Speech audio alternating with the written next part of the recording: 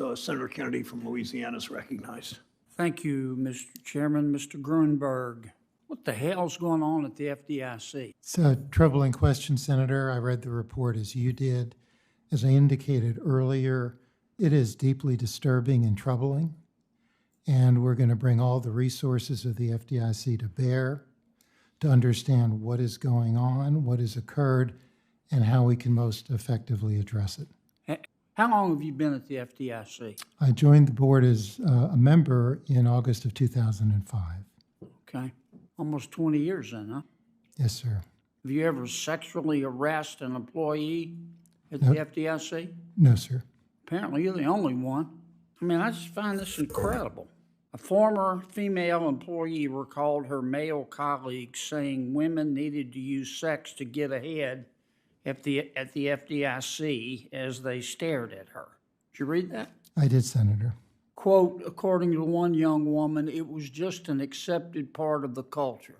One of the female examiners received a photo of a colleague's penis. During lunch with an examiner, another young female employee who had become friendly with this person she was having lunch with, the guy she was having lunch with complained to her about his marriage, telling her he wasn't having enough sex. And then he said to the young woman, obviously, if I walked into this office and you were naked, I'd F you right here.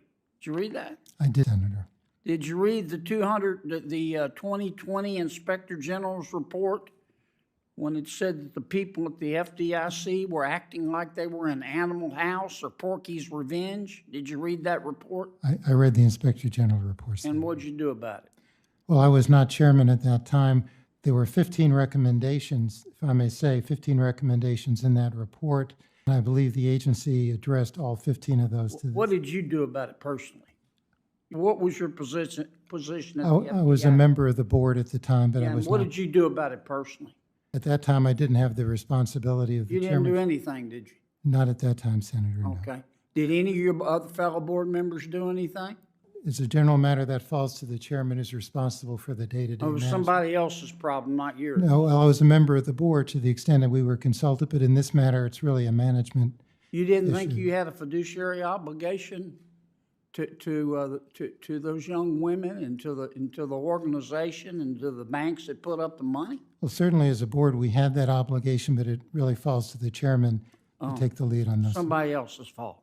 Well, it was a I mean, chairman. that's what you're saying, isn't it, Mr. Chairman? No, I think the board, Sounds to me like it. well, not, Senator, if I may say it, board certainly has an oversight responsibility, but in the day-to-day management of the agency, which matters like this would fall to, I think it's reasonable to expect the chairman to take the lead. Well, when the banks last spring screwed up out in California, you blamed it on their board, didn't you? I think the report that was done on the failure found that the root cause of the issue was the management of the institution. Right. They also found accountability for the supervisors. The board was blameless. Is that right?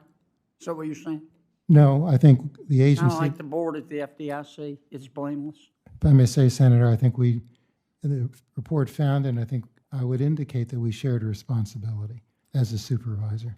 You and your colleagues ought to hide your head in a bag. This is no country for creepy old men, and they got no place at the FDIC. And this wasn't a news flash for you.